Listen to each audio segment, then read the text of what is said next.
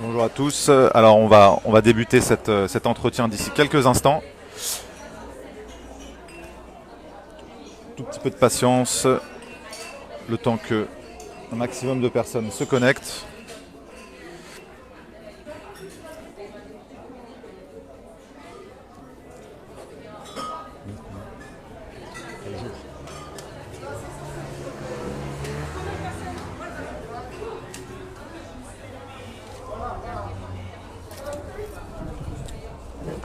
Alors merci de rester avec nous. On va tout vous expliquer. D'ici quelques instants, on attend encore que les maximum de personnes se connectent. Ouais, on est en présence de Morad El Hattab. Beaucoup d'informations à vous partager aujourd'hui.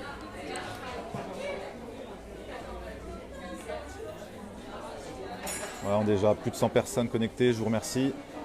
On va bientôt débuter notre entretien. On va vous apporter un maximum d'informations. Vous voyez déjà, il y a beaucoup de liens en description.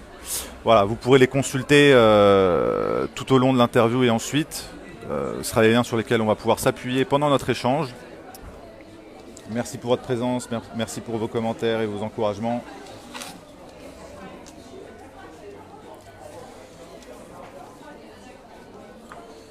Alors aujourd'hui, on va parler des réseaux pédocriminels en France. Sujet que l'on suit depuis plusieurs années avec Nexus. On avait déjà interviewé bon nombre d'acteurs et d'enquêteurs sur le sujet dans le numéro 91 et 94 de Nexus. Vous retrouverez les liens en description. On en a déjà parlé dans nos précédentes interventions, les manifestations sur les réseaux pédocriminels, avec effectivement les interviews exceptionnelles de Jean-Pierre Mocky, feu Jean-Pierre Mocky. Voilà, on est plus de 160, on va débuter. Bonjour Morad El Hattab. Bonjour. Vous êtes écrivain, géopolitologue et vous êtes régulièrement interviewé sur les questions des conflits internationaux. Vous enquêtez depuis plus de 5 ans sur les réseaux pédocriminels et les résultats de votre enquête est édifiant. Vous avez depuis plusieurs mois libéré la parole de centaines de parents plaignants dont les enfants sont victimes de pédocriminalité. Vous avez récupéré bon nombre de dossiers qui vous ont été transmis par eux et qui confirment que le problème des réseaux pédocriminels est un problème systémique dans notre pays. Nous avions d'ailleurs interviewé à ce sujet, comme je vous le disais il y a quelques instants, dans le Nexus 91 en 2014, Jean-Pierre Mocky, qui nous disait à ce sujet, et je cite, « Il y a une omerta parce qu'il y a des gens du gouvernement qui sont pédophiles. » Fin de la citation. C'est une bombe énorme. Justement, aujourd'hui, il y a eu un coup de filet dans l'Hérault avec l'interpellation de 60 personnes. Vous avez le lien dans la description. Pour vous, c'est un contre-feu médiatique, comme la récente couverture de Elle du 11 septembre, qui mettait en scène Brigitte Macron et Andrea Bescon sur les violences faites sur les enfants. Vous nous expliquerez tout cela à la fin. Je rappelle, avant de débuter cette interview avec vous, que ce dimanche 11 octobre, à Paris, place de l'Opéra, de 13h à 18h, il y a une manifestation pour dénoncer la pédocriminalité et les placements abusifs d'enfants. Nous serons sur place pour couvrir l'événement et nous comptons sur vous pour nous suivre sur les réseaux sociaux. En attendant, revenons à votre enquête, Morad El Hattab. Qu'est-ce que la pédosphère en France? Quel est le lien entre le FBI, Jeffrey Epstein, Brigitte Macron et le combat contre les réseaux pédocriminels? D'abord, bonsoir à vous tous et je vous remercie de m'écouter en live, pour cet échange en live. La première chose auquel je tenais, qui est pour moi très importante, c'est d'abord de rendre hommage à Stan Mayo, qui est aujourd'hui injustement en prison, parce que c'est important de le rappeler, c'est un gendarme qui a lutté activement contre la pédocriminalité, a vu des gens malignement se servir de ces éléments pour les retourner contre lui et afin de faire croire que c'était lui le pédocriminel. Donc je sais qu'il est en prison en ce moment, il est au fait du combat que je mène à l'extérieur et je le salue bien. Et je lui dis bon courage et j'espère que ses co-détenus essayeront de soulager sa peine à être là où il est. Mais on se battra énergiquement pour qu'il n'y reste pas en prison. Alors, je tenais absolument à le dire dès le début de cet entretien parce que c'est quand même assez incroyable. On est un des rares pays où des gens qui combattent la pédocriminalité se retrouvent en prison. 4 ans ferme je crois, et à côté de ça je vais citer pas mal d'exemples où de véritables violeurs pédocriminels d'enfants prennent des peines de prison avec sursis. D'accord. Autre point, merci d'avoir rappelé qu'il y a une manifestation contre la pédocriminalité ce dimanche 11 octobre, place de l'Opéra, mais c'est important de préciser, comme je vous l'avais déjà énoncé dans une présente vidéo à la dernière manif, que maintenant ça devient national. C'est hyper important de montrer que dans d'autres villes, il y a des mobilisations qui vont se faire, des villes importantes. Et je salue tout le collectif qui se bat contre la pédocriminalité. Et je ne saurais jamais, infiniment les remercier, tant on est de plus en plus nombreux, tant la parole s'est libérée, comme vous l'avez dit, et je le vois au quotidien, toutes ces manifestations d'hommage qui me sont faites et qui sont faites au collectif dans le cadre de ce combat pour la pédocriminalité en France et contre la pédocriminalité. Juste à rappeler que pendant notre entretien, toutes les 10 minutes, il y a un enfant qui disparaît dans ce pays, que pendant notre entretien, il y a eu 250 enfants à ce jour qui ont été violés ou victimes d'agressions sexuelles et que ça se passe, qu'il y a 2 enfants qui vont mourir aujourd'hui de fait de maltraitance. Ça se passe en France. C'est pas pour rien qu'aujourd'hui, malheureusement, notre pays est surnommé Pédoland. C'est navrant, c'est désolant, mais c'est la réalité.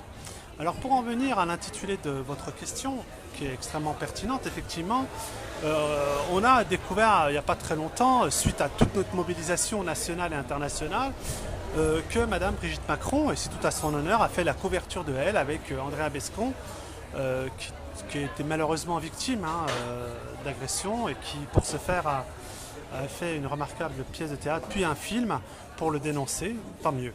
D'ailleurs, la couverture de Elle, je vous la montre, c'est celle-ci, qui annonçait... On va le mettre un tout petit peu plus... Qui annonçait, en finir avec les violences faites aux enfants. Bon, on peut se poser... Voilà, donc ça c'est la couverture de Elle du 11 septembre. Est-ce qu'on peut la réduire un tout petit peu là, pour tous les... La date, 9 réduire septembre. pour voir le... Voilà, vous voyez. Merci. Je vous en prie. Donc à partir de là, je me suis naïvement dit, c'est génial. La conjointe du chef de l'État, attendez, j'ai éteint mon portable volontairement pour éviter qu'il s'appelle.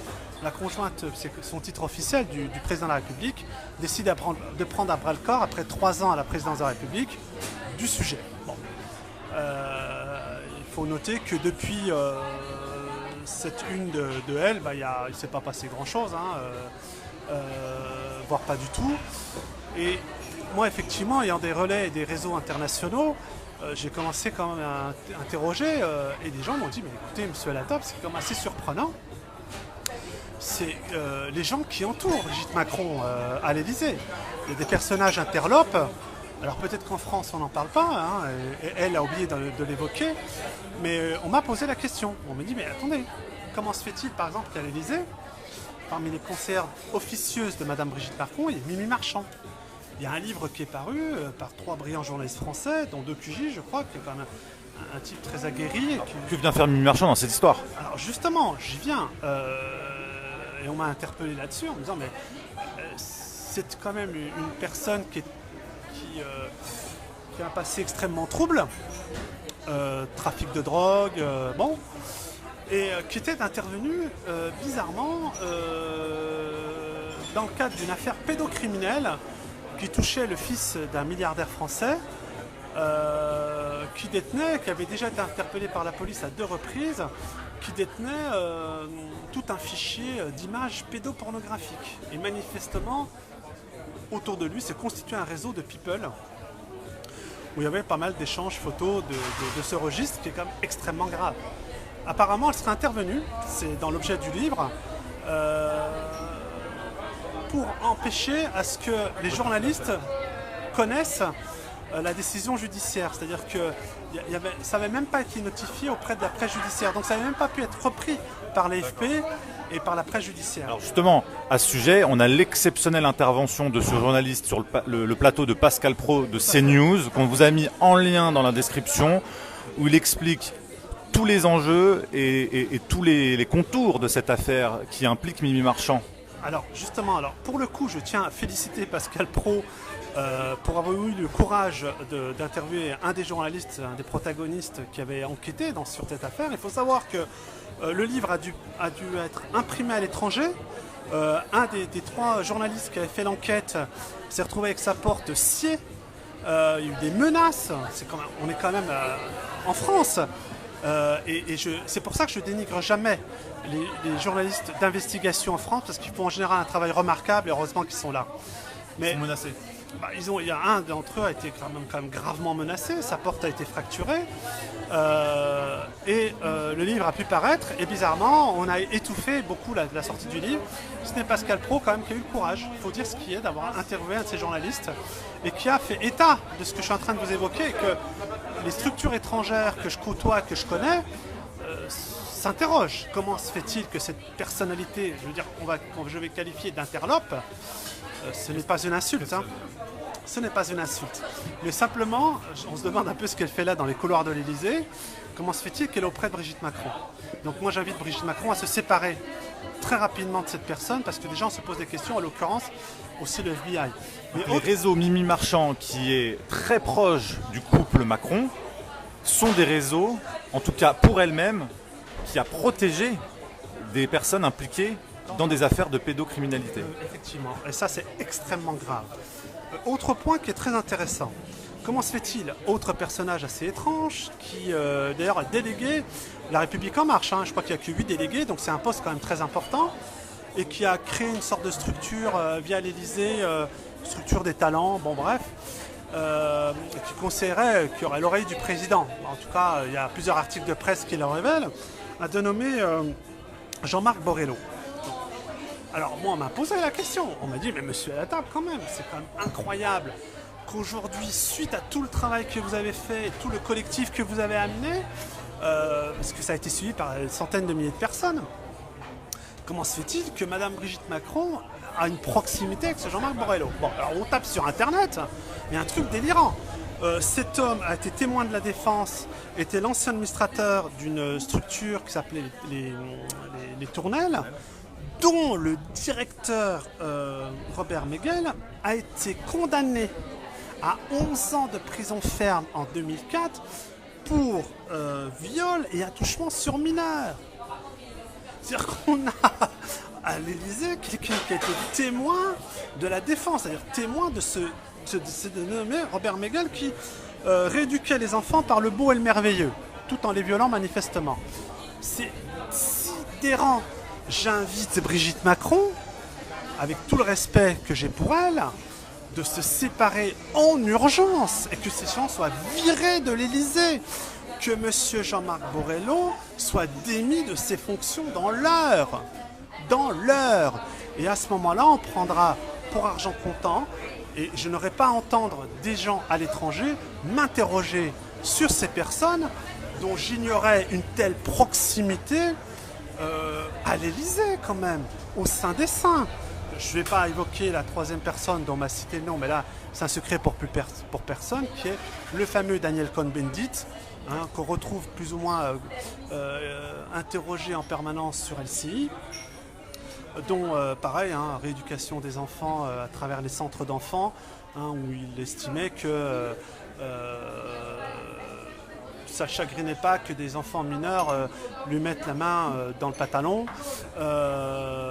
C'est quand même assez hallucinant ce qui se passe. C'est un microcosme, on va dire tolérant, on va dire ça, envers les réseaux pédocriminels, voire promoteurs de ces réseaux qui gravitent autour des sphères du pouvoir. C'est quand même des gens qui, alors là il y a plusieurs personnes qui, on le sait depuis maintenant quelques années en France, parce que les chiffres de la pédocriminalité a explosé déjà sous le mandat précédent.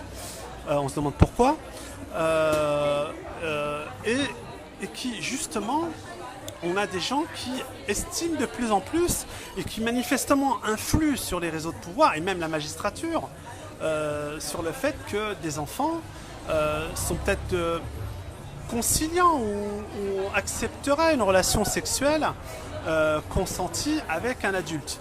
Parce que c'est quand même là, on a affaire à des gens quand même qui n'ont aucune pitié pour les victimes. Hein.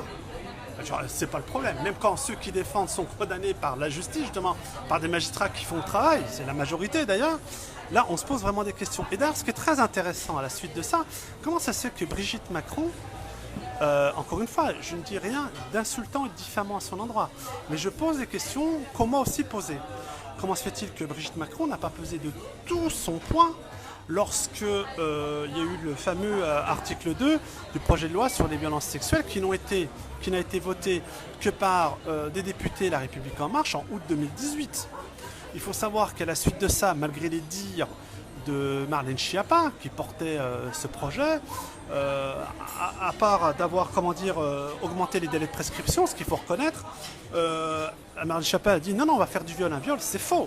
Depuis la majorité des affaires en France de pédocriminalité, on parle d'agression sexuelle et non pas de crime lorsqu'il s'agit de viol pour désengorger les assises. Et donc on décriminalise la pédocriminalité. C'est horrible, mais là c'est un état de fait.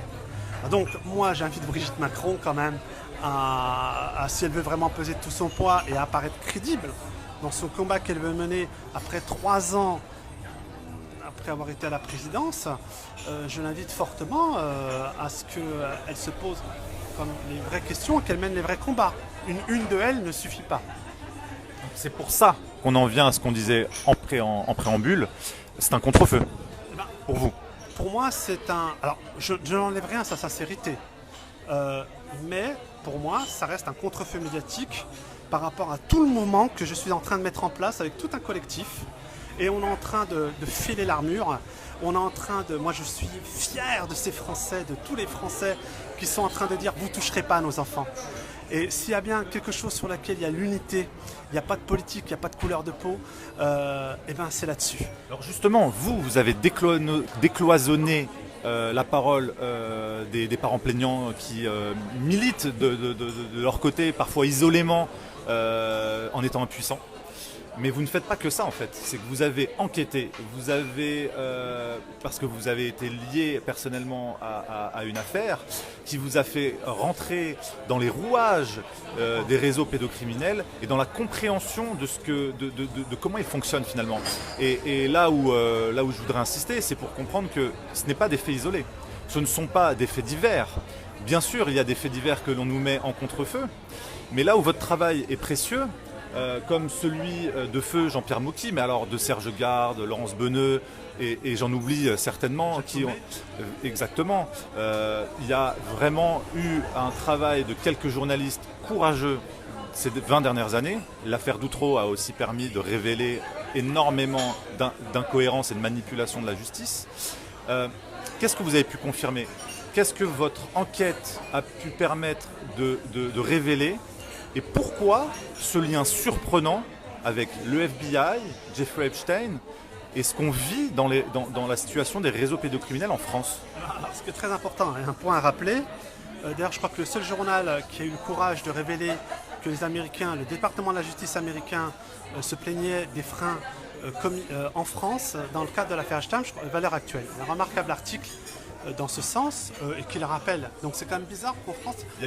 J'avais oublié, c'est vrai qu'il y a eu aussi Lise Lucet qui a fait un travail formidable au début des années 2000. Exceptionnel, par rapport aussi je crois aux enfants Roche, si mes souvenirs sont bons. C'est ça. Voilà, et le juge Roche qui a été suicidé, qu'on a dit qu'il s'était la mort non élucidée. Hein. Il se serait suicidé mais la mort n'est non élucidée. Donc il faut savoir.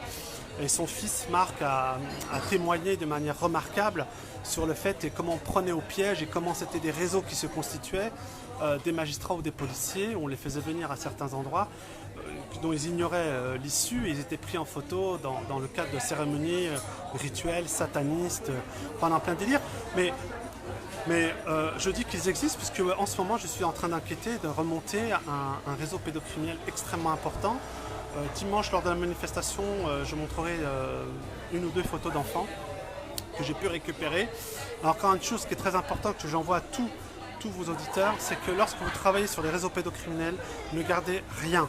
C'est-à-dire que sinon on vous accuse, comme il a été pour Stade Maillot, d'être détendeur de matériel pédopornographique. Donc c'est pour ça que tout de suite je monte des dossiers, je les envoie à plusieurs États étrangers, je les envoie à quelques avocats de confiance, à quelques amis de confiance, pour que jamais moi je sois détenteur de ce genre de documents. On a quand même tenté 3 fois de commettre des effractions chez moi, des tentatives physiques aussi, d'agression, des classements sans suite un peu bizarres, mais j'évoquerai tout ça au fur et à mesure. Parce que vous ne faites pas qu'enquêter, vous vous battez, judiciairement parlant, dans des dossiers qui vous concernent, et c'est là où vous avez réussi à comprendre la systémique, la structuralité de la chose et la résonance avec d'autres cas. Ce qui fait ma particularité, frère, c'est que je suis moi-même parent plaignant. C'est-à-dire que j'arrive pas où je dis je prends le dossier, je gère.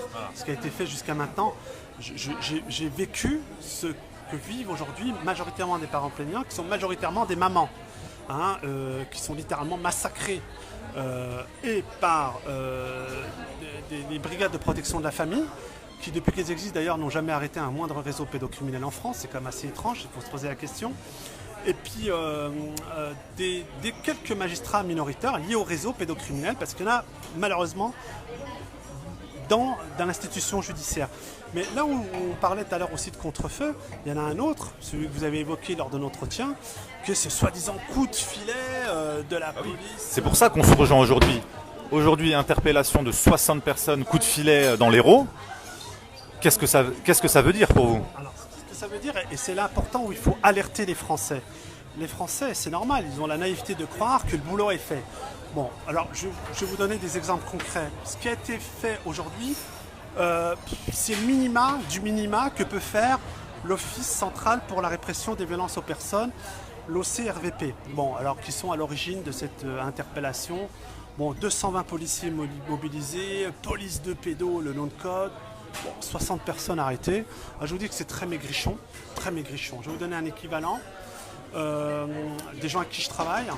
La cellule FBI Trafic Humain a alerté le Canada, qui avait alerté l'Allemagne sur un réseau pédocriminel, fichier d'échange photopédographique. Bon, on a eu 30 000 arrestations. 30 000. Le chef des réseaux a pris 12 ans. Là en France, vous voyez, c'est 60. C'est pour dire aux Français, bon, voyons, on passe, on fait des choses. Il y a plus de pédocriminels en Allemagne peut-être? Bah justement, il faut croire qu'en Allemagne, non, on fait le travail. Mais il y a un truc qui est très intéressant à savoir, c'est que les services secrets étrangers travaillent de moins en moins avec la France sur ces sujets-là. Je vous l'ai dit tout à l'heure, l'affaire Pédoland, l'affaire Epstein, il y a quand même des choses très graves qui se sont déroulées en France qui ont fait que, moi je connais 2 dossiers. Un dossier qui est très intéressant, c'est qu'il y avait une arrestation de grande ampleur sur le plan international qui avait été faite avec les États-Unis et les services secrets australiens, à l'époque où le Premier ministre était M. Turnbull, qui était un mec exceptionnel. Et ils avaient arrêté un réseau dark tech pédocriminel avec 400 gros prédateurs sexuels, plus des milliers d'intervenants. Et ils avaient arrêté dans le cadre de cette opération un policier à Rouen. Il y a eu très peu d'écho, mais la presse locale en avait fait état. Il y a quand même des journalistes qui font leur boulot, il faut vraiment le croire. J'insiste là-dessus. Et bizarrement, ce policier s'est pendu dans sa cellule. Et puis sa femme, qui était plus ou moins complice, a été mise en psychiatrie. C'est d'ailleurs ce qu'ils avaient tenté de faire avec moi aussi. D'ailleurs, c'est assez comique. Ils ne sont pas arrivés, puis là maintenant ils vont avoir du mal à le faire. Et donc du coup, l'affaire a été étouffée dans l'œuf. Et là, les services secrets étrangers se sont dit, on ne peut pas travailler avec les Français. C'est-à-dire que c'est plus possible. C'est-à-dire que s'ils ne veulent pas travailler sur la pédo et remonter les réseaux, on travaille entre nous. Et donc c'est par exemple, l'exemple avec l'Allemagne est flagrant. C'est-à-dire qu'on a eu aussi un ministre de la Justice en Allemagne qui est venu, qui a fait des conférences de presse. Il y avait vraiment une volonté pour le coup d'arrêter tout le monde de faire le boulot. Là, on nous arrête 60 personnes. Alors ce qui est très intéressant, là je vais alerter les Français. Comment vous expliquer que sur les 60 personnes interpellées, pareil, c'est que des seconds couteaux. Moi, je vois les profils, éducateurs sportifs, pères de famille incestueux, professeurs, informaticiens. Bon, voilà, on voit très bien que c'est des gens qui vont alimenter des gens au-dessus Mais bizarrement, ceux-là ne sont jamais arrêtés, ou bien vous avez des interventions, comme je l'ai cité tout à l'heure, de gens qui côtoient l'Elysée. C'est quand même assez délirant. Mais ce que je vous dis, les pays étrangers le savent, parce qu'ils travaillent sur ces réseaux-là. Mais il y a une question qui est très importante. Sur les 60 interpellations, c'est la question que doivent se poser aujourd'hui tous les journalistes, tous les Français. Comment on peut expliquer qu'il y avait 13 personnes qui ont été arrêtées dans le réseau, qui étaient fichées, qui étaient dans le fichier des délinquants et criminels sexuels? C'est un peu un délire. Comment ça se fait que ces gens étaient toujours dehors? Comment ça se fait que les maires, les directeurs d'école n'étaient pas au courant? Comment ça se fait que ces gens-là n'étaient pas... La population n'était pas alertée dans ces 3 départements de la présence de ces 13 personnes fichées comme criminels sexuels? Et comment ça se fait qu'ils sont dehors? C'est pas des gens soupçonnés, c'est des gens qui ont fiché comme criminels. Certains avaient déjà été condamnés pour viol. Donc, d'autres pour détenteurs d'images pédopornographiques, mais certains pour viol. Alors, en fin de compte, c'est quoi le boulot de ces gens-là? C'est vous rattraper des gens que vous connaissez déjà? Attendez, on est en plein délire là. Et comment ça se fait que ces gens sont pas en tôle? Ils n'avaient pas pris 20 ans? Hein, ça vous rappelle pas un peu l'histoire du mec qui avait été condamné déjà pour 9 viols et qui a tué tout récemment cette jeune fille de 15 ans, hein? Et puis à la télé, on a vu défiler des magistrats la main sur le cœur, ainsi que des policiers, mais le travail avait été fait. Pas un mot pour la famille de la défunte. Alors là, vous comprenez que nos auditeurs, ils sont en train de se rendre compte, hein, qu'on est en train de monter pour empêcher notre mouvement, empêcher qu'on est en train de faire tomber les vrais réseaux, les vrais coupables, les vrais criminels dans ce pays. Des gens qui se servent de ces pauvres, ordures, qui sont des petites mains, qui les alimentent justement en photo, qui commettent des actes incestueux, mais qui les ramènent aussi dans leur réseau. Il faut qu'ils arrêtent là. C'est ce que dénonçait déjà Jean-Pierre Mocky. Alors bravo à Jean-Pierre Mocky. Vous avez rappelé qu'il dénonçait, sa fameuse phrase était, elle est là, il y a un omerta parce qu'il y a des gens du gouvernement qui sont pédophiles, mais il rappelait ici qu'il y avait aussi des juges là. Donc c'est extrêmement important. Et petite parenthèse, mise à part, le commissaire divisionnaire de l'OCRVP, il faut que vous sachiez que dans le cadre de mon affaire, je lui ai écrit à 2 reprises ce monsieur, pour lui donner les 4 noms de 4 fonctionnaires à la préfecture de police de Paris. Là, on est sur du lourd, là, sur du réseau. Qui changeait les pièces d'identité des enfants français qui étaient amenés à l'étranger pour être témoins, pour être victimes de pédocriminalité, d'actes barbares ou témoins de partous comme l'ont été mes propres enfants. Hein? Eh ben, il m'a jamais répondu. Ah, parce que quand il veut du lourd, il veut pas du lourd. Hein? Alors va attraper les 13 mecs que tu connaissais déjà, hein, au lieu que ces 13 salopards soient en tôle. Par contre, ceux qui font du super boulot et à qui bizarrement on donne très peu de moyens, c'est à l'Office central de lutte contre la cyberpédocriminalité à Rosny-sous-Bois. Hein? Ils se battent comme des dingues pour remonter des gros réseaux pédocriminels à qui on donne peu de moyens. Je les félicite, toute l'équipe de cette gendarmerie. Comment ça se fait qu'on ne leur donne pas plus d'effectifs? Comment ça se fait qu'on ne leur donne pas plus d'argent? Comment ça se fait qu'on ne leur donne pas plus de véhicules même pour les interpellations? Parce que parfois ils n'ont pas pu interpeller des gens qu'ils allaient le faire parce qu'ils n'avaient pas le véhicule. Hein? Et au sein de la police, ils sont incriminés parce que soi-disant ils s'occupent des mineurs. Leur surnom c'est couche-culotte. C'est pas une honte en France d'entendre ça et de voir ça, mais ça je le dis à vos auditeurs parce qu'ils ne savent pas, ce sont des vérités qui leur sont cachées. Il y a des flics qui font le boulot dans ce pays, il y a des gendarmes qui font le boulot et qui se battent pour sauver nos enfants. La plupart font le boulot. Ce que la majorité, ce que vous avez découvert, c'est qu'il y a un parasitage à tous les niveaux dans nos institutions de quelques personnes qui tiennent certains leviers. Tout à fait. Et d'ailleurs, moi j'ai dénoncé certaines policières qui au sein de la brigade de ce qu'on appelle la brigade de la protection de la famille, vous parlez, ils ne protègent ni les enfants ni les femmes agressées, hein, souvent, de viol. Hein, et ils falsifient les enquêtes, et j'ai plein de parents plaignants qui ont été traités comme des moins que rien alors qu'ils voulaient sauver leurs enfants des réseaux pédocriminels. Et maintenant les Français sont en train d'en prendre conscience. Je parle, tout un mouvement est en train de se faire, mais un mouvement colossal. Aujourd'hui, ça va se faire dans plusieurs villes. Mais une chose qui est très importante, les réseaux, ils existent. faut qu'ils arrêtent de dire que les réseaux n'existent pas. D'ailleurs, dans vos interviews que vous avez fait dans Nexus, et j'invite les gens vraiment à acheter vos 2 numéros de mars-avril 2014 et septembre-octobre 2014, parce qu'il y a aussi un dossier sur les placements abusifs. Ce qui est très intéressant, il y a eu à l'époque un policier qui était un ancien des services français, qui s'appelait Georges Abbas, qui avait à Sud Radio témoigné en 2012 sur le fait qu'en France, il existait des réseaux pédocriminels. D'ailleurs, il y a des fichiers qui s'échangent, donc à partir du moment où ils s'échangent, il y a des clients. Il faut savoir que les fichiers d'enfants sodomisés, torturés, se vendent entre 2500 et 1 million d'euros.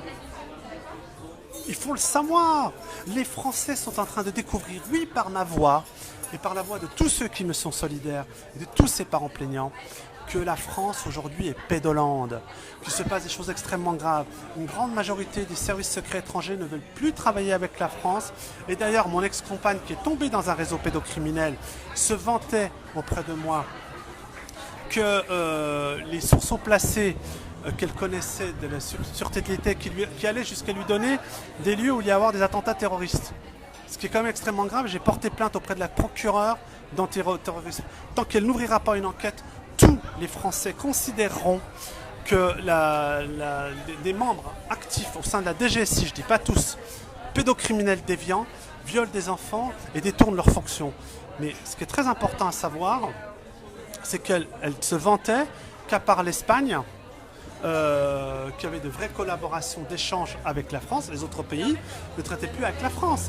Alors justement, vous, dans votre enquête, vous avez personnellement été en contact avec des membres des services étrangers. Vous avez obtenu des informations, vous avez des...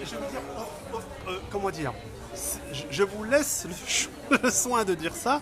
Vous comprenez qu'officiellement, je ne peux rien dire de tout ça. Moi, tout ce que je peux dire, oui, il y a une chose que je peux révéler, c'est que effectivement tous les dossiers liés à des réseaux, je dis bien à des réseaux, c'est vrai que je ne peux pas répondre favorablement à des cas particuliers, mais je suis noyé par des réseaux, par comment dire, de plus en plus de documents qu'on m'a donnés, qui ne sont pas chez moi, hein, bien sûr, je travaille très rapidement par rapport à ça. J'ai alerté énormément de services secrets étrangers, oui, je le dis publiquement. Pourquoi? Parce que quand j'ai alerté les services secrets français, et que j'ai écrit directement au directeur de la DGSI, il a refusé de me recevoir. C'est-à-dire qu'il a officiellement... C'était en quelle année? 2016, 2017, et puis encore récemment, l'homme qui vous parle en face de vous, pour essayer de couvrir leurs méfaits, on m'a fiché S, je suis passé... On a voulu me faire passer pour un terroriste. Oh, vous savez, comme moi, j'ai écrit une dizaine d'ouvrages, plusieurs prix littéraires, je fais des conférences à travers le monde entier. Pour vous dire le ridicule de ces salopards et de ces pédocriminels, je suis passé à huis clos au Conseil d'État contre le ministère de l'Intérieur, qui était,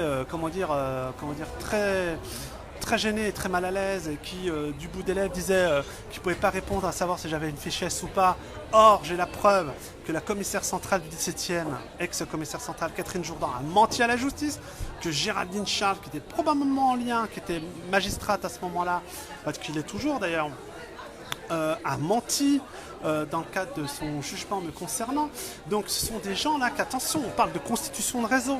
Et bizarrement, quand je sollicite celui qui se vante aujourd'hui de cette interpellation de 60 personnes qui détiennent des fichiers pédocriminels, pédopornographiques, pardon, et même aussi pédocriminels, parce qu'il y a dans ces fichiers, il y a un homme qui violait depuis 5 ans sa fille, pareil, comment ça se fait qu'on n'a pas alerté le directeur de l'établissement scolaire, l'inspection académique. Je reviendrai aussi sur l'inspection académique qui joue un rôle très trouble lorsqu'il faut condamner les actes pédocriminels. Malheureusement, j'ai été victime de 2 inspectrices d'académie qui n'ont pas fait leur travail, qui ont protégé des cas de violence sur mon propre enfant. Donc attention, il y a des choses qui se passent au niveau de l'État français qui puent, qui sont dégueulasses, mais aujourd'hui on dénonce tout. Et moi je suis prêt à être confronté à tous les gens que je cite. Alors justement, qu'est-ce que vous avez appris de la cellule du FBI sur le trafic humain? Et qu'est-ce que vous souhaitez transmettre à Brigitte Macron en tant qu'information utile, qui pourrait lui être utile dans ce qui semble être son nouveau combat, justement, contre la violence faite aux enfants? Alors justement, on fait crédit à Brigitte Macron de la volonté qu'est la sienne de vouloir se battre pour ça. Alors je vais vous montrer quelque chose. Brigitte Macron, avant ça, je l'ai sollicitée 4 fois depuis qu'elle est à l'Élysée. 4 lettres. 4 lettres. Jamais une réponse. J'ai rencontré énormément de parents plaignants qui viennent de plus en plus à moi. Tous avaient écrit déjà à Brigitte Macron. Pareil, la majorité d'entre elles, ce sont majoritairement des mamans, jamais une réponse. Bon, alors devant vous, je vous montre copie de la 5e relance que je fais à Brigitte Macron. Et la lettre est là. Donc je posterai cette lettre demain. Elle l'aura avant-hier ou plus tard. Brigitte Macron, vous avez la lettre que je vous envoie. Alors je vous invite très fortement et avec beaucoup d'amabilité à me répondre. Vous avez mon numéro de portable, on peut se rencontrer. C'est la 5e relance, donc vous ne pourrez pas dire que cette fois, bon, ça fait beaucoup, hein, 5 lettres sans réponse. Par contre, Brigitte Macron, on va faire quelque chose d'exceptionnel. Je vais vous amener, et vous allez découvrir par vous-même, Madame la conjointe du président de la République, je vais vous amener auprès de gens qui font partie d'un réseau. Si vous permettez, Brigitte Macron, je vais vous amener, par exemple dans le cadre de ma propre affaire, auprès de gens qui sont intervenus pour protéger des pédocriminels. Je vais vous amener dans le commissariat du 17e, où sévit une certaine Émilie Salé, qui a été promue pour avoir triché dans mon affaire comme chef de la brigade de protection de la famille. Nous allons aller à sa rencontre. Et devant elle, je vais vous expliquer comment elle a triché et pourquoi elle a triché. Je vais vous amener auprès de Pauline Bonneau, une policière aussi, qui dit être couverte par sa hiérarchie alors qu'elle avait interrogé mon fils à son école à l'insu des parents, dont les propos rapportés par mon enfant sont horribles. Tabassé. Je vais vous amener auprès de la commissaire centrale du 17e. Je vais vous amener auprès de la commissaire centrale du 8e arrondissement, du commissaire du 13e arrondissement de Paris et de la commissaire de Versailles, où à chaque fois mon enquête a été falsifiée. Jamais j'ai été entendu, jamais j'ai été confronté. C'est-à-dire que tous les principes constitutionnels qui font que la France est la France ont été violés par ces personnes. Vous voyez, je cite des personnes bien précises, je ne cite pas tout le commissariat, je ne mélange pas tout. J'ai plein de copains policiers qui travaillent dur. Jamais moi je les traiterai d'un quelque nom d'oiseau. Parce que vraiment, ils font honneur à l'uniforme qu'ils portent, contrairement aux personnes que je viens de citer, qui sont la honte de la police. Et on ira aussi à l'IGPN, qui dans le cadre des réseaux pédocriminels ne devient pas l'inspection générale de la police nationale, mais l'inspection générale de la pédocriminalité nationale, où 2 salopards ont signé 2 rapports bidons pour tromper la vigilance du directeur général de la police nationale, du ministre de l'Intérieur. Donc, je vais vous ramener aussi au tribunal judiciaire de Paris, Madame Brigitte Macron. On va aller rencontrer Géraldine Charles, en personne, cette corrompue qui a triché, qui est pour l'instant très maladroitement protégée par le Conseil supérieur de la magistrature, qui, pareil, une structure qui ne devrait pas exister parce qu'elle est jugée partie. Comme l'IGPN, au niveau européen, on estime que c'est complètement délirant, qui est très maladroitement protégée par eux pour l'instant, malgré les graves manquements et les faits de corruption qu'elle a commis. Elle est allée dans mon affaire jusqu'à téléphoner à un médecin psychiatre que j'avais refusé, qui est le docteur Michel Dubec. Je l'avais refusé parce qu'il était apologiste du viol. Et il avait écrit on a vérifié ça avec vous il y a quelques temps. Effectivement, c'est hallucinant. Qui lui a téléphoné dans le cadre de mon affaire pour qu'il fasse un rapport bidon contre moi, pour que je ne vois plus mes enfants, à cause de Géraldine Charles. Ça fait 4 ans, en 4 ans, j'ai vu que 7 heures mes enfants. Et des associations bidons. Je vais vous ramener, Brigitte Macron, auprès de directrices d'associations bidons qui, ne remplissent pas leur mission de service public et donc qui volent l'argent des Français parce que c'est des détournements de fonds publics. On est là, Brigitte Macron, je vais vous prendre par la main et je vais vous amener devant les protagonistes de réseaux pédocriminels. Vous allez rentrer dans un monde fascinant. On peut amener des journalistes avec nous pour interviewer ces criminels, parce que là on parle de complicité de corruption de mineurs. C'est des gens qui doivent se retrouver en correctionnel aux assises. Je vais vous amener aussi auprès d'un homme qui est maintenant juge de Créteil, qui était à l'époque vice-procureur en charge de la protection de l'enfance et bizarrement de la déradicalisation, qui s'appelle François Bonnecarrère, qui a sciemment vicié mon dossier, qui s'est amusé à même empêcher des procès-verbaux de réquisition rédigés par une autre vice-procureure à la protection de l'enfance, à qui j'ai demandé à plusieurs structures internationales une enquête sur ce monsieur, pour savoir parmi les enfants qu'il a fait placer dans le cadre de la déradicalisation, combien ont été violés, sodomisés et torturés. Ce type s'est même permis de faire des classements sans suite dans le cadre de mon affaire, où des témoins ayant attesté sur l'honneur n'ont même pas été interrogés. Alors, je vais vous emmener auprès d'eux, parce que là, Brigitte Macron, vous allez découvrir le réel. Et quand j'entends certains magistrats dire on n'est pas déconnecté du réel, là, pour le coup, si, et gravement déconnecté du réel. C'est pour ça que je demande, et pas moi, tout le collectif, la révision de l'ordonnance de 58, où il faut introduire la responsabilité pénale des magistrats et jugée par un jury populaire constitué pour moitié d'anciens policiers, gendarmes et militaires. C'est très important. Moi, je veux dire une chose très simple. Nous sommes tous responsables de nos actes. Moi, je suis responsable de mes actes. Mais quand on arrive à un tel stade d'ignominie, où en fin de compte, vous ne voulez pas par vous-même, au niveau même de la magistrature, vous débarrasser des magistrats pédocriminels ou complices de réseaux pédocriminels, il va falloir agir au niveau du législateur et de l'exécutif. C'est-à-dire maintenant, il va falloir changer la loi.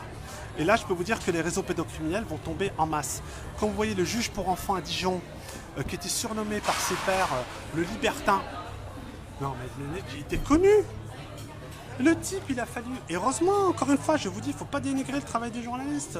J'insiste, vous êtes vous-même des médias libres, des médias mainstream, il y en a qui font le boulot. Et ça, j'arrête pas de le dire, les journalistes ne protègent pas les réseaux pédos.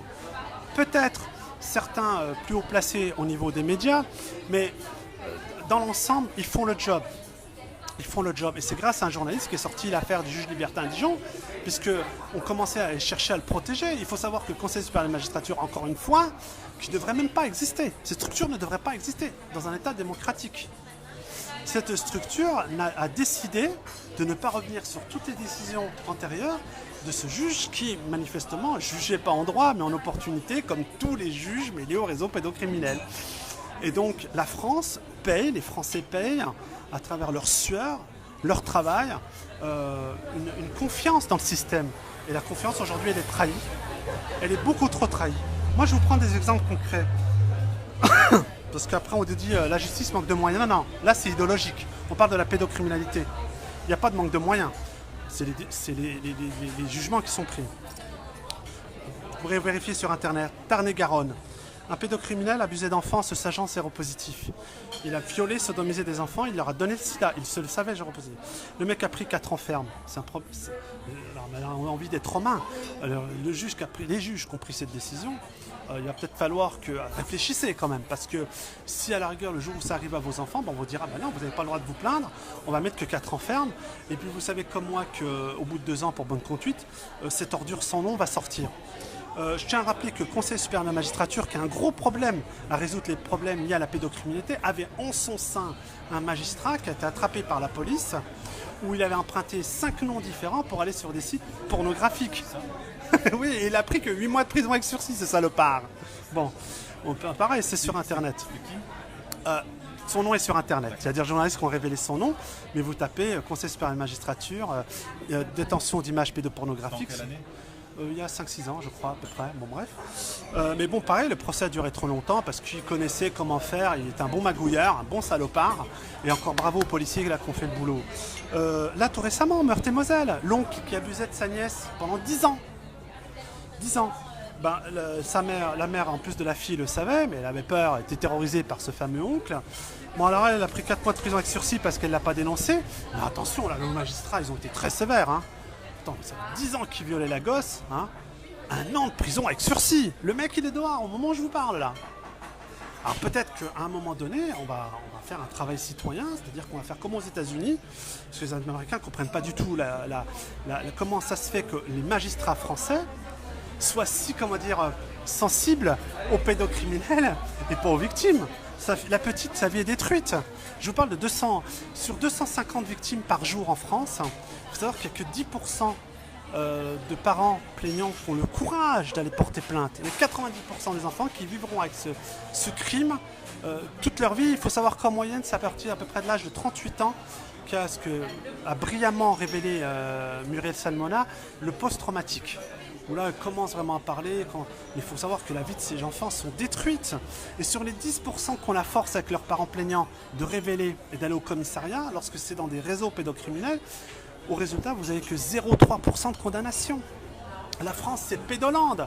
Et quand je pense que tout récemment, je crois que vous avez suivi ça, il y a deux journalistes minables qui ont essayé de m'attaquer, moi, parent plaignant, donc c'est pour vous dire le degré éthique et le courage de ces gens-là, qui ont, soi-disant, évoqué un activisme de ma part, alors que je suis dans aucune association, je me bats avec bénévolement à aider plein de parents aussi.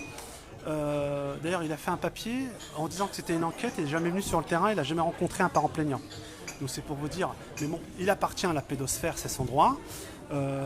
Et puis il faut voir le type d'accusation. Il y en a un qui dit que je suis un agent de Mossad, il est accusé de la même chose le professeur Raoult, qui se bat contre les labos, donc ouais, nous on est dangereux.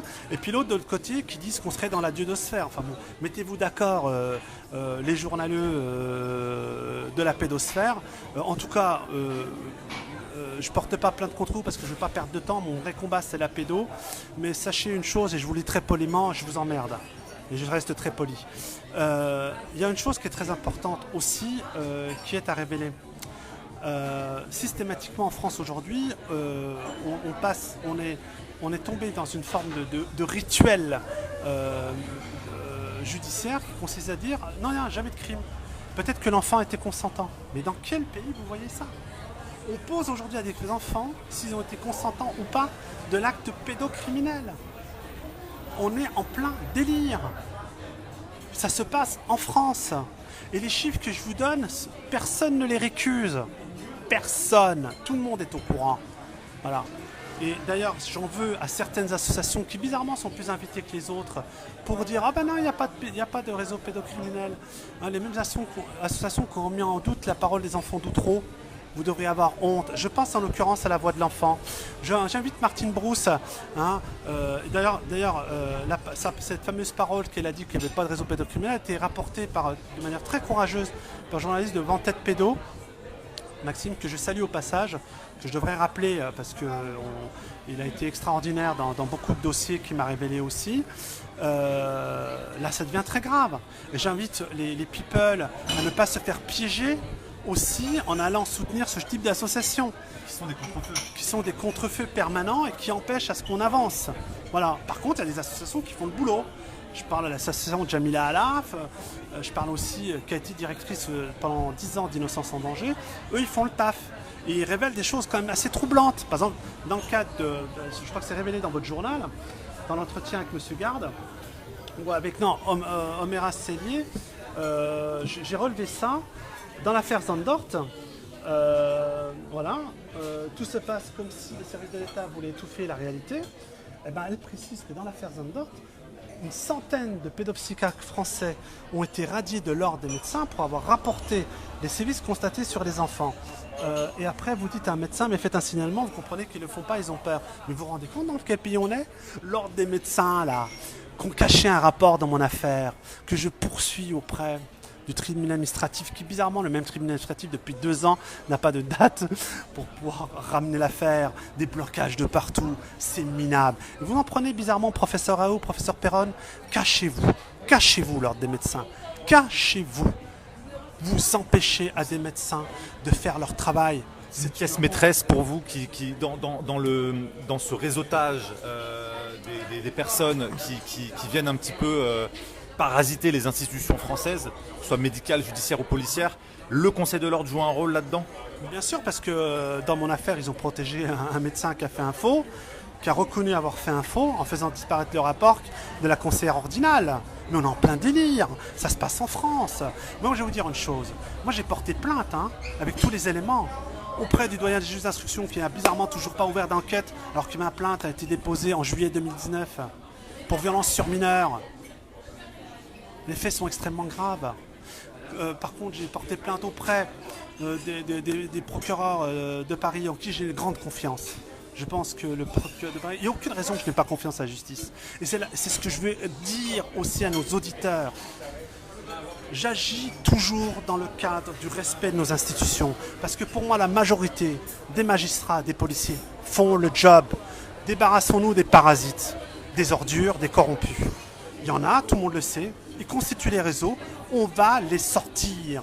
Aujourd'hui, ils sont pourchassés déjà par plusieurs États. J'ai donné à peu près beaucoup de noms de magistrats français mêlés à des réseaux pédocriminels, à des États étrangers. Et c'est normal. Je ne pouvais pas les donner à la DGSI. En tout cas, je cite dans mon affaire les miens, parce que moi, je ne peux pas me porter par rapport aux autres. Les États qui Oui, les États. Alors, les États, bien sûr, je vais les citer. Les États-Unis, bien sûr.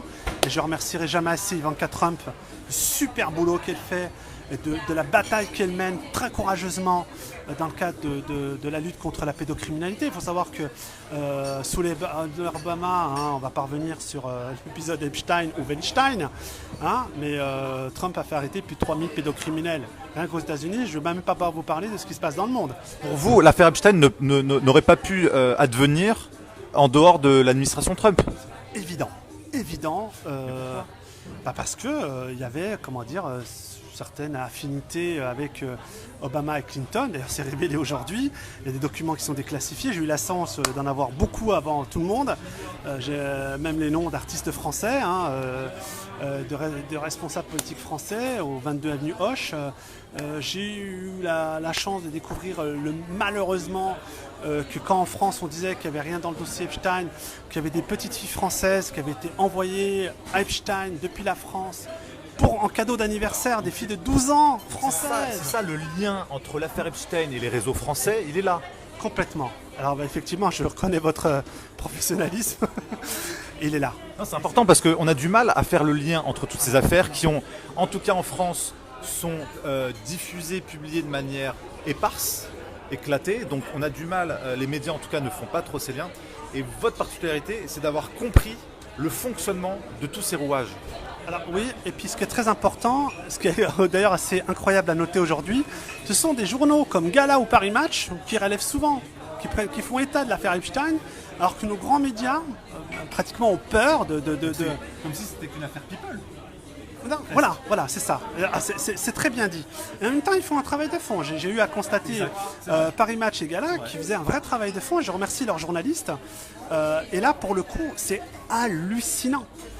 Des filles françaises, des enfants français ont été amenés en avion aux États-Unis. Écoutez-moi bien.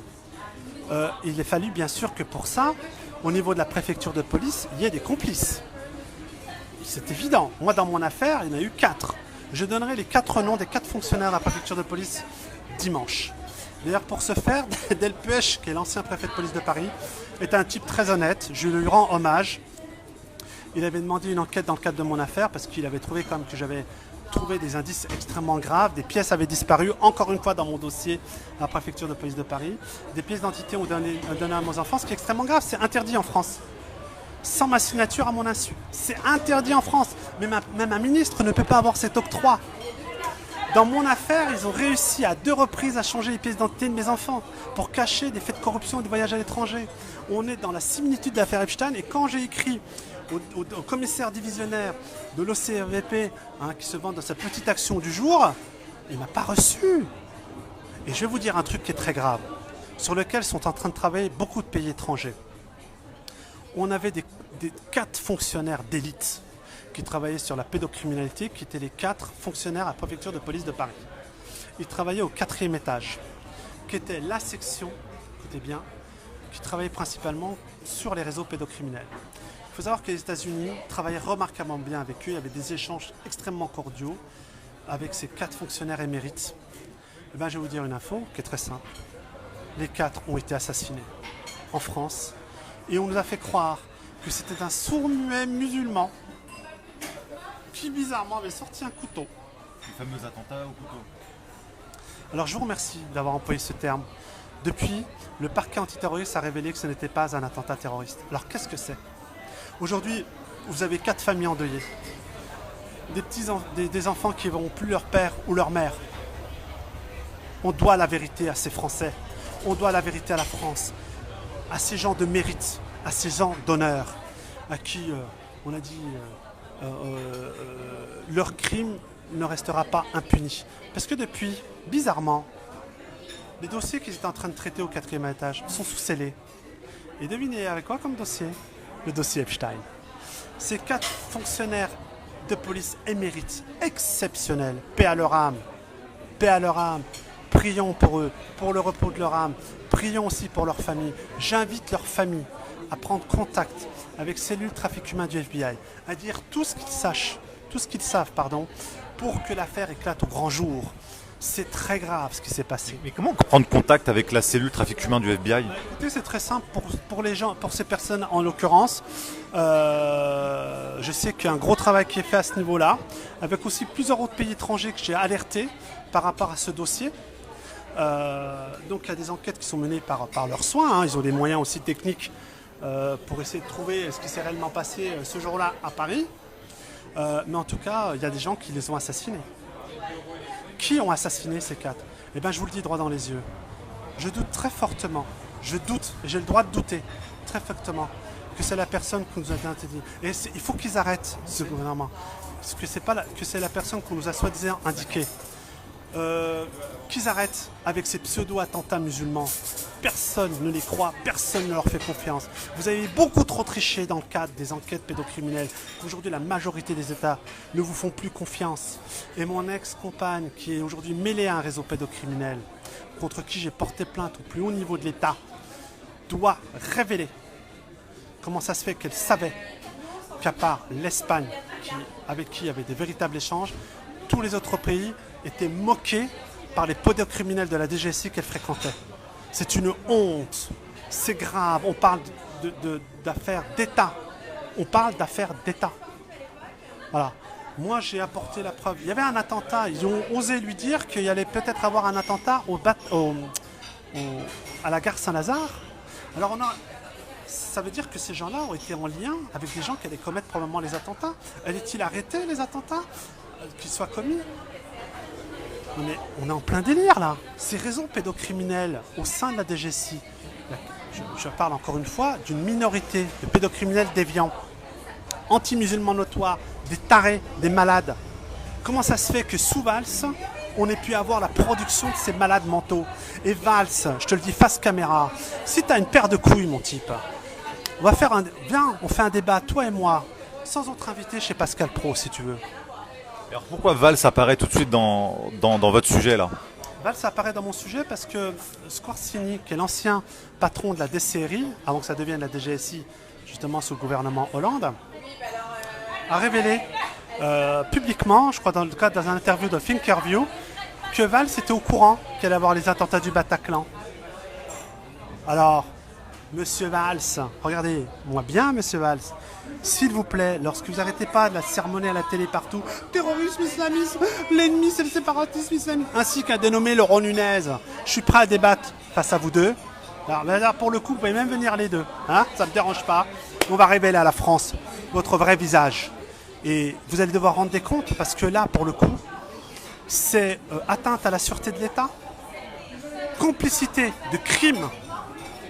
Et si vous avez réussi, pour l'instant, à endormir les familles endeuillées françaises, vous n'allez pas endormir les familles étrangères.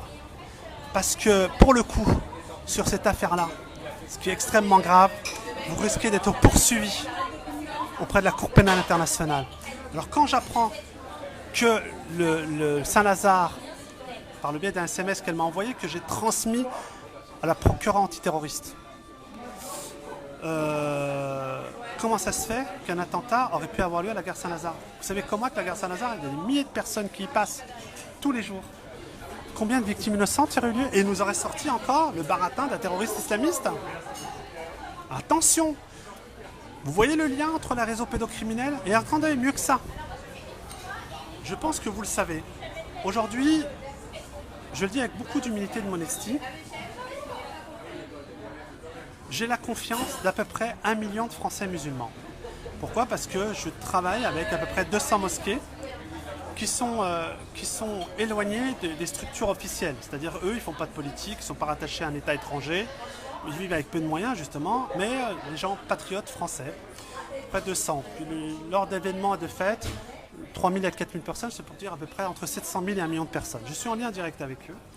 Et donc j'ai énormément communiqué avec eux dernièrement et je dis à Emmanuel Macron, je préfère vous prévenir, Monsieur le Président de la République, c'est un avertissement, de compatriotes, de citoyens, ils se posent de graves questions. Alors j'y viens.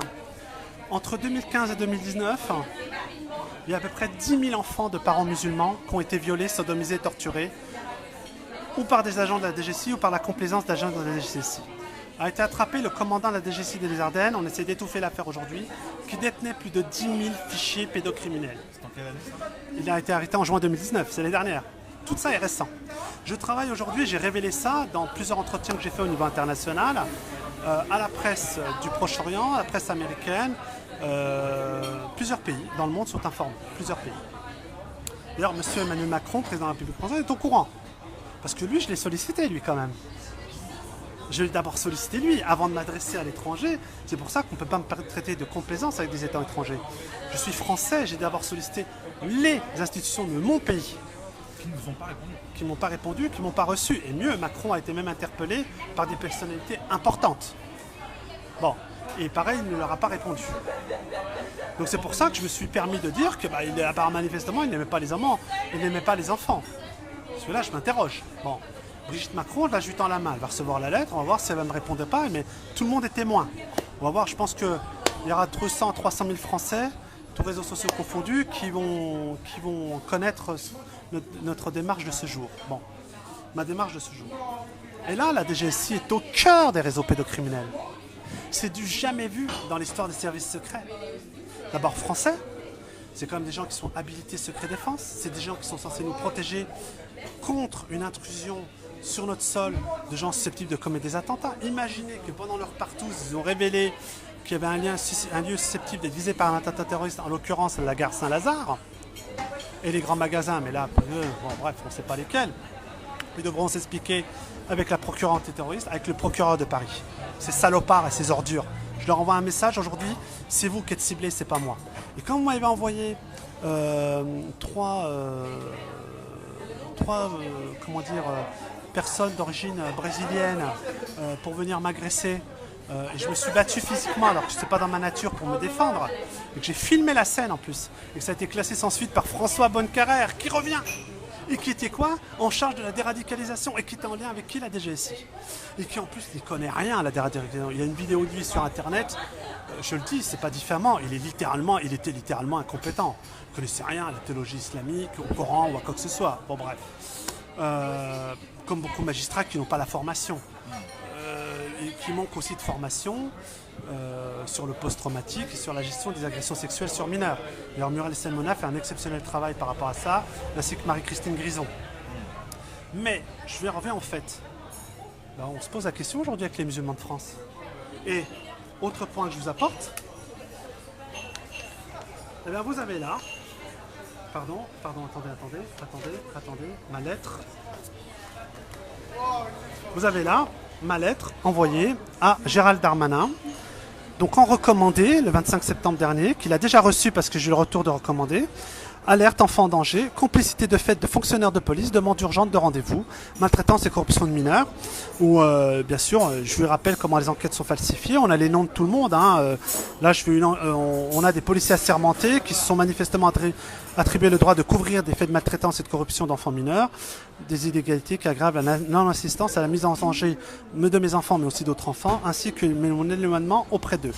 Donc, derrière des policiers qui se sont amusés à tromper la vigilance de plusieurs procureurs, hein, qui eux faisaient leur travail. En l'occurrence, en dernière date, la procureure de Versailles et de Paris.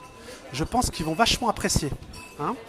Et puis d'ailleurs, ce qui est assez rigolo, c'est que ces mêmes policiers se sont amusés à essayer de dire que j'avais mis sur Internet des photos à caractère pédophile, sans en apporter la preuve. Vous avez été accusé, un peu comme Stan Mayo d'ailleurs. Bravo. Inversion accusatoire. Bravo. Alors là, ils sont très mal. Hein. Ils sont très mal. Hein. J'ai tout de suite alerté les autorités. Alors, monsieur Gérald Darmanin, si vous ne me recevez pas, c'est un message fort qui va être envoyé à tous les musulmans de France, patriotes bien sûr, et à tous les Français. Ça veut dire qu'en fin de compte, si vous ne me recevez pas avec une délégation, ça voudra dire que vous avez couvert ces policiers corrompus qui sont mêlés aux réseaux pédocriminels. Et ça voudra dire aussi, M. Gérald Darmanin, et vous n'aurez aucune excuse, que si vous protégez ces réseaux pédocriminels, beaucoup considéreront que vous en faites partie. Eh bien, je vous dis tout de suite, droit dans les yeux et face caméra, que je suis intimement convaincu que vous allez me recevoir parce que vous ne voulez pas de ça dans notre République. Voilà. Ouais, moi, je vous fais confiance, M. Darmanin, sur ce point. Qu'est-ce que vous dites aujourd'hui, là, ce soir, après tous les liens que l'on vient on va dire, de pointer du doigt? Certes, on n'a pas pu rentrer en détail sur chacun des aspects, puisque votre dossier est long comme le bras. On a pu consulter avec vous depuis plusieurs mois maintenant la quantité incroyable de documents que vous avez à votre disposition, qui concernent votre affaire, mais qui concernent aussi les affaires que vous avez reçues des autres familles plaignantes, et qui, on va dire, confirment tous ces liens dans les réseaux. C'est ce microcosme que vous appelez Pédoland en France, l'implication de cette cellule dont on ne parle jamais en France, donc trafic humain du FBI, que l'on découvre grâce à vous, l'implication de l'administration Trump aussi sur ce sujet-là avec Ivanka Trump, les liens qui ont été assez vite balayés dans l'affaire Epstein et son implication géographique et aussi en termes de ressources, puisqu'il y avait des rabatteurs en France, on ramenait des filles. On rappelle aussi Ghislaine Maxwell qui est venue se réfugier plusieurs fois en France et qui aujourd'hui est emprisonnée aux États-Unis. On a vu tout ça et Jeffrey Epstein n'était que le simple employé de Maxwell. Exactement. C'est ce que beaucoup d'enquêtes ont révélé. Et justement, je pense qu'on reviendra largement en détail avec vous dans les prochains jours et prochaines semaines pour comprendre un petit peu les ramifications. Mais qu'est-ce que vous dites à toutes ces familles qui se sentent impuissantes et démunies et qui subissent les actions de ces réseaux? Alors, je vous dis avec beaucoup de fierté qu'elles se sentent de moins en moins impuissantes et impunies parce que de plus en plus elles s'approchent de moi.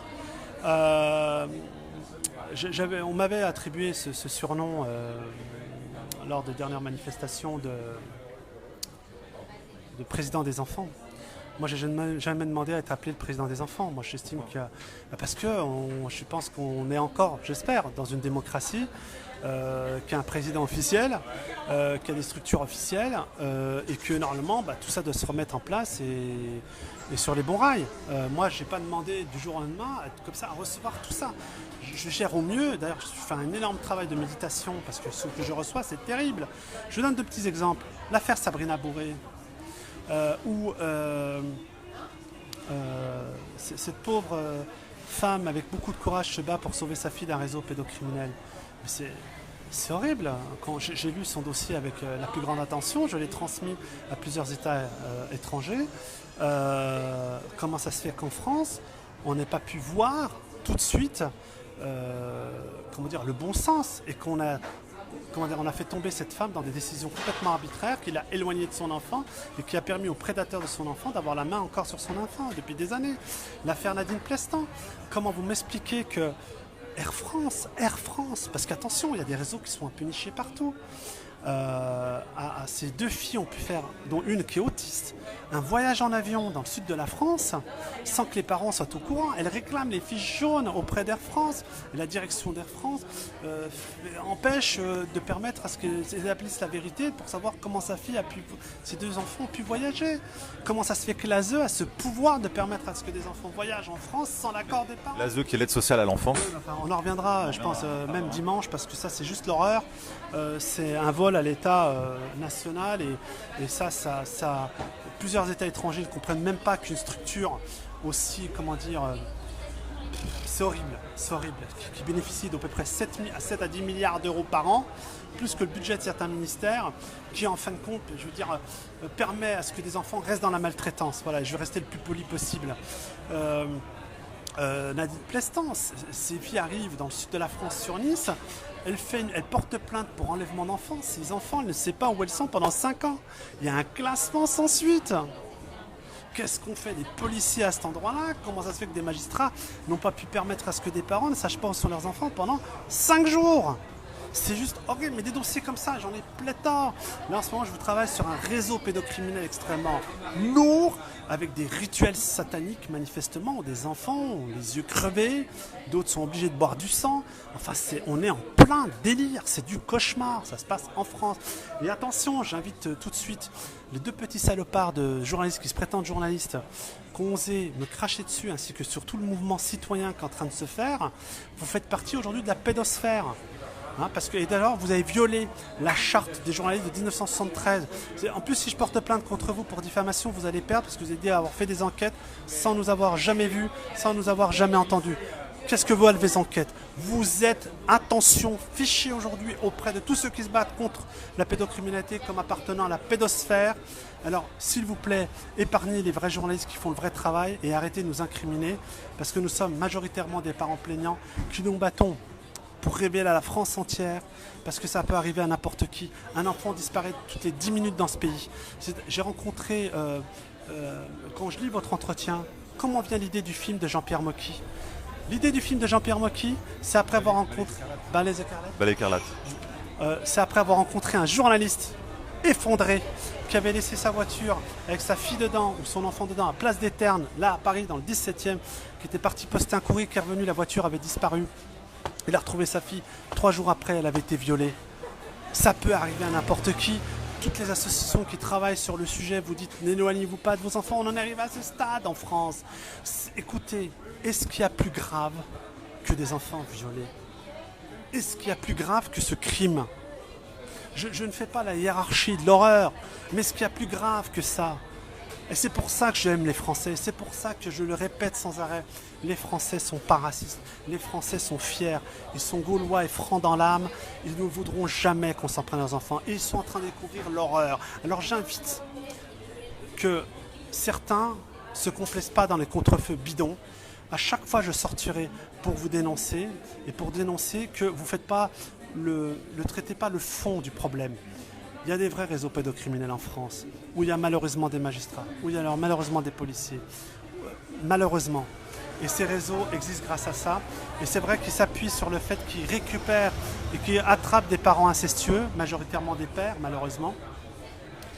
Et qu'à partir de ça, ils mettent des enfants dans des réseaux avec des complicités aussi de médecins psychiatres, complètement tarés pour certains. Et puis on a la preuve aujourd'hui que le Conseil de l'ordre s'est occupé lors de la Fazenda d'éliminer, de radier des médecins qui avaient fait des signalements d'enfants maltraités et violés. Imaginez le taux de criminalité, de substance, mentale de ces gens. Là, on est en plein délire. Ces gens, après, vont dire si vous êtes normal ou pas. Mais c'est eux les fous, c'est eux les tarés, c'est eux qu'il faut enfermer. Et on va les enfermer. Parce qu'aujourd'hui, il y a un mouvement international, il y a un mouvement national. Voilà, moi je vais vous dire une chose. J'ai été très ému récemment, et c'est là-dessus que je voudrais conclure. J'ai été très ému de 3 choses. La première, c'est les lycéens. Mais j'ai été ému de voir qu'aujourd'hui des lycéens de plus en plus, et ils me témoignent, et ils prennent contact avec moi, ils demandent à comment aider. Putain, mais c'est beau cette jeunesse, on l'incrimine du matin au soir. Et là, ce gouvernement, comme seul destin, elle leur offre le chômage pour ceux qui vont rentrer dans le milieu du travail, les 700 000 de cet été. Eh ben, je suis fier de cette jeunesse française parce que souvent on dit ouais mais on les a manipulés, ils sont que dans le combat écologique, ils se battent pour des phoques sur les banquises. Ben non. Eh ben bravo les lycéens, je suis fier de vous parce que vous êtes de plus en plus à vous engager contre la pédocriminalité. Vous avez cette fierté au corps de vouloir sauver les enfants de France, ceux qui ont 10 ans de moins que vous en gros. Eh ben je vous applaudis. Et devinez quoi? Et là ce que je veux dire est extrêmement grave. Eh bien, l'institution judiciaire et policière commence à avoir peur. Peur de ces lycéens qui se lèvent. J'espère que vous viendrez nombreux à la manifestation de dimanche, partout dans les lieux où elles se feront. En tout cas, que là où vous soyez, continuez à nous soutenir. Merci pour votre combat, à nous relayer. Je vous donne un exemple qui est extrêmement grave. Il y a à peu près un an, ça s'est passé à Épinal, dans les Vosges. Un groupe de lycéens ont coincé et piégé un enseignant. Le mec détenait des images pédopornographiques, bon bref. Et il avait un paquet de fichiers d'ailleurs, hein, et puis il a été piégé par eux, bravo aux lycéens. Eh bien, moi, je vais vous citer ici le préambule des réquisitions de la part du substitut du procureur du tribunal correctionnel d'Épinal. Mais écoutez bien ce que je vais vous dire. Alors là, elle ne s'adresse pas au salopard qui détenait les images, qui s'est défendu droit comme un i, et qui n'a pris au final que 8 mois de prison, je crois, avec sursis. Bon. Voilà ce qu'elle dit. Ce n'est pas des lycéens de jouer les justiciers, ce n'est pas tolérable. Je n'approuve pas cette façon de faire et je ne veux pas que cela fasse des émules. Non mais on est en plein délire. On dit à des honnêtes citoyens, à des jeunes en devenir qui veulent que la France ait une colonne vertébrale, qu'elle sauve les enfants, on est en train d'incriminer ceux qui ont permis l'arrestation de ce salopard, de cette ordure, de ce parasite. Comment? Putain, mais c'est délirant. Aux États-Unis, vous auriez votre médaille à votre photo à l'entrée de l'école. Et ben eux, non, en France, on dit mais attention, si vous le faites. Alors moi, je vous le dis exactement l'inverse. Vous faites des émules, vous êtes notre fierté. Si des mecs comme moi se battent, c'est parce que je suis content que des lycéens de France prennent à bras le corps ce combat. Ils se sont mobilisés récemment sur les tenues sexy. Ils ont d'ailleurs été très courageux dans ce combat, à leur échelle. Mais là, ils sont montés au-dessus. On a des lycéens en France, et je vous applaudis des deux mains. Ils ont quoi? Entre 15 ans et 18 ans, qui sont en train de dire non à la pédocriminalité. On veut sauver nos enfants. Pourquoi? Parce que c'est leurs petits frères et leurs petites sœurs. Et vous imaginez le traumatisme qu'ils auraient à subir eux-mêmes si dans leur famille, leurs petits frères et leurs petites sœurs seraient violés? Il y en a 250 par jour, minimum. Minimum en France. Il y en a 2 qui meurent tous les jours. Il y en a 150 qui disparaissent à peu près chaque jour. Attention! On est aujourd'hui au niveau mondial le premier État pédocriminel au monde. Et quand moi je dis pédolande, c'est pas moi qui le dis, c'est aujourd'hui les opérateurs de touristes internationaux. Ils ont vu qu'Epstein se servait, il pouvait violer des un vivier quoi. Un vivier pour les pédocriminels. Il passait la plupart de son temps en France. Il y a aussi autre chose qui m'a profondément marqué, qui m'a écœuré en termes d'écœurement. C'est que récemment j'ai découvert que le pédocriminel Norland Lelandais, il n'était pas content. Il n'était pas content le mec. Il est déjà accusé du meurtre du caporal Arthur Noyer. Et puis bien sûr, vous le savez, pour la petite Maëlys, c'est extrême. L'horreur absolue. Et je dis encore tout mon soutien, ma solidarité aux parents, car sachez, la petite Maëlys, elle est dans chaque battement de nos cœurs. Vraiment. Bon. Eh bien, le Landais, ainsi qu'un dénommé Christian Quesada. Alors, j'ai découvert là que ces 2 pédocriminels, parce que Christian Quesada a quand même été condamné à 3 ans de prison ferme, avec mesure de soins, pour corruption de mineurs et détention d'images pédopornographiques. Bon. Alors, ces deux-là, c'est comme le comble absolu en France. Ils ont osé s'en prendre et attaquer. Pour l'un, Norland Lelandais, un expert de l'émission de Jean-Marc Morandini qui s'appelle Pascal Neveu. Et puis l'autre, Christian Quesada, il s'en est carrément pris à Cyril Hanouna. Et je félicite Cyril Hanouna du travail qu'il fait à son échelle. On peut dire ce qu'on veut. Moi, je ne suis pas très télé. De toute façon, voilà. Je suis un homme du livre. Mais moi, je dis de ce que je découvre. Ainsi que C8, dans un vrai combat qu'ils ont mené contre la pédocriminalité. Et bien ce mec Quesada se permet de s'en prendre à Cyril Hanouna en disant mais attendez, vous respectez pas et vous méprisez ma présomption d'innocence. Non mais attendez, on est en plein délire. Il faut savoir que Pascal Neveu a été convoqué au tribunal et qu'en vidéoconférence il a été mis face à Norland Lelandais. Mais dans quel pays on vit? Mais Norland Lelandais, je vais te dire une chose, Christian Quesada, mais il n'y a que vous qui pensez que quand vous allez sortir, vous allez avoir une aide d'honneur. Mais il n'y a que vous qui le pensez. Moi, je vous dis tout de suite, il n'en sera rien. Et j'ai même envie de vous dire une chose, restez en prison. Et le plus longtemps possible. Et Christian Quesada, s'il te plaît, tais-toi, ferme-la. Fais tes 3 ans, peut-être que tu auras même une remise de peine. J'en vomis d'avance. Mais ne t'en prends pas à Cyril Hanouna à C8, tu vois. Pour le coup, Cyril Hanouna, merci. Merci. Tu vois, j'en suis arrivé à féliciter une émission People. Mais putain, mais comment ça se fait que c'est quelqu'un comme Cyril Hanouna qui amène le débat sur la pédo? eh ben, je lui dis bravo. Et c'est ce que vous disiez tout à l'heure. On en arrive à un stade où c'est un traitement people. Et à ce propos, je vais vous citer une phrase d'un type exceptionnel, qui avait déjà alerté sur la question il y a quelques années, qui est Christophe Lambert. Christophe Lambert avait sorti un bouquin qui s'appelle Le Juge. Et il avait été interviewé par Nonstop, j'ai retrouvé ça sur un site qui s'appelle Nonstop People, comme quoi il n'a pas été interviewé. J'aurais bien voulu qu'il aille chez Ruquier pour parler de son bouquin d'ailleurs. Et je cite le lien nonstoppeople.com, enfin vous retrouvez Christophe Lambert, vous seriez étonné par le nombre de pédophiles protégés qu'on connaît. Incroyable, ça aurait dû faire une bombe. Son propos extrait du livre. Alors, je répète les propos de Christophe Lambert auprès de ces journalistes qui ont le courage quand même de rapporter ces propos, parce qu'aujourd'hui il faut du courage, on est en plein délire. Alors je cite Christophe Lambert, et Christophe Lambert, merci. Je vois que le monde est plus violent qu'avant. Vous seriez étonné par exemple de voir le nombre de pseudo-hommes d'affaires, de pédophiles protégés qu'on connaît dans la politique, la finance. Les affaires sont très vite étouffées.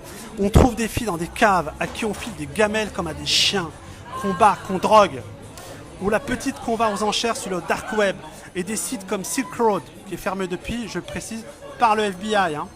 Où on peut trouver tout ce qu'on veut et qu'on met souvent des années à fermer. Et Christophe Lambert, à l'époque, n'a même pas fait tous les plateaux télé. On a censuré cet homme. Certains ont voulu faire croire qu'il sortait des désintoxications d'alcool. Christophe Lambert, on t'aime. Merci d'avoir jeté le pavé dans la mer. Mais dans la mare, et tu es comme tous les Français. Ce que je tiens à dire, c'est que tous les Français vont dans ce sens. Sauf qu'aujourd'hui, ils ont été mal informés et mieux que ça, désinformés. Avec ces faux combats, machin. Et là où je voudrais conclure, parce que vous m'avez posé une question quand même très importante tout à l'heure. Vous m'avez dit, écoutez, monsieur Latable, pourquoi il faut faire confiance? Pourquoi ils vont faire confiance et vous nous dites de faire confiance à des États étrangers? Alors je vais vous révéler un scoop qui concerne ma propre affaire.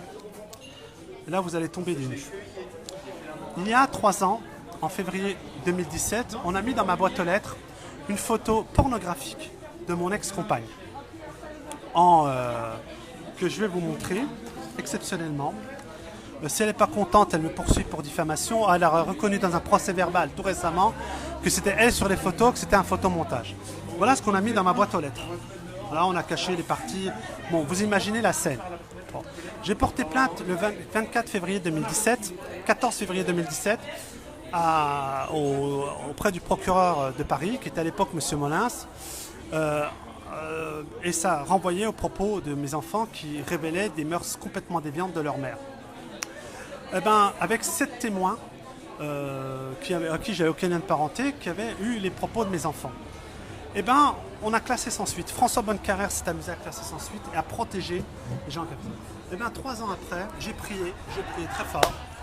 Et parce qu'on m'accusait à tort d'avoir fait un photomontage. Eh ben, j'ai reçu le Saint FBI, merci mon Dieu. J'ai reçu ça dans ma boîte aux lettres, je ne sais pas qui me l'a mis. Et ben voilà.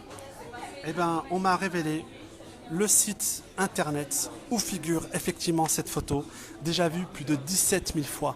Ce qui fait dire que l'homme que vous avez en face de vous a été victime d'un complot de la part de la DGSI et des pédocriminels, des déviants qui y sont et de leurs policiers complices. Aujourd'hui, tout ça est dans les mains du procureur de Paris. On sait qu'elle a menti. On sait qu'effectivement, il y a des choses très graves qui ont été commises. Voilà comment en France, on essaie d'accuser un innocent. On dirait un film hollywoodien, mais c'est la pure réalité. Je vous remercie 1000 fois pour nous suivre, pour relayer cette vidéo, pour être présent. Et aujourd'hui, on se bat tous et je me bats grâce à vous, parce que vous existez et que je suis noble. Comment dire, votre noblesse de cœur à être français, c'est-à-dire votre bienveillance et votre empathie auprès de tous les enfants de France. Je vous aime et je vous dis merci. Et je continuerai à me battre grâce à vous. Merci beaucoup Morad El Hattab. Alors on invite vraiment tous ceux qui nous ont rejoints en cours de live à revoir l'intégralité du live pour pouvoir comprendre les enjeux, les ramifications nationales, internationales. Bien évidemment, on vous tient au courant dans la suite des prochains jours et des prochaines semaines sur son enquête, sur tous les dossiers que l'on a reçus. On essaiera de vous apporter un maximum d'éléments. En tout cas, on vous donne rendez-vous ce dimanche 11 octobre de 13h à 18h en live sur notre page Nexus pour la manifestation sur les réseaux pédocriminels. Et voici la lettre que Morad El Hattab va déposer d'ici peu demain à l'attention de Brigitte Macron pour l'interpeller sur l'ensemble des éléments qu'il a découverts dans son enquête, et c'est édifiant. On vous renvoie à notre numéro, à nos deux numéros 91 et 94 qui déjà en 2014 faisaient des dossiers exceptionnels pour briser l'omerta, dénoncer l'impensable, les réseaux, les placements abusifs, interview exclusive de Jean-Pierre Mocky. Merci Morad pour avoir dénoncé l'omerta et brisé le tabou. On vous dit à bientôt. Merci à tous. Partagez au maximum. Au revoir.